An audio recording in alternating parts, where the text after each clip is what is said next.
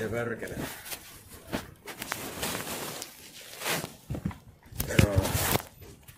Tuli tosiaan haikkoja tuli tuohon kauppaan justiinsa. Haikkoja tuli kauppaan. Kyllähän autolla ne vamma tuli jollakin vanhalla autolla, missä peräkärryä perässä. Haikkoja tuli kauppaan. Otettaako te nyt haikot tulee takaisin kauppaan? Ne varmana ostaa muuten olutta. Ne aina ostaa olutta nuot haimmaalaiset marjanpoimijat. Otettaako, että ne tulee läpi tuolta?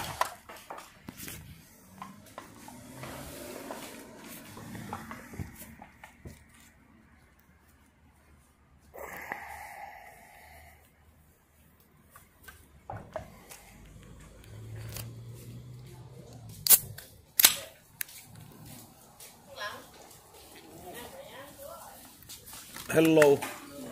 Are you from Thailand? Thailand. I am drunk guy. Are you picking berries in Finland? No speak English. Hey, I have a live stream. Open night, not you. Do you wanna say hello to my viewers? Hello. Do you have a duck on top of your head?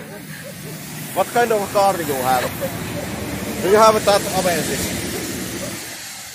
Very Keikouna. Say hello. Hello. Okay. So sorry I disturbed you. I am drunk. Bye bye. Oliko kon?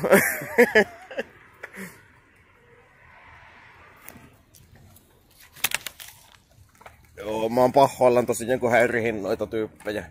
Mutta ei ne varmaan vihassia oo. Rennoilta tyyppeiltä vaikuttivat. Ja on täällä Suomessa marjoja poimimassa tosiaan. Täällä on vitusti marjoja täällä Pohjois-Suomessa.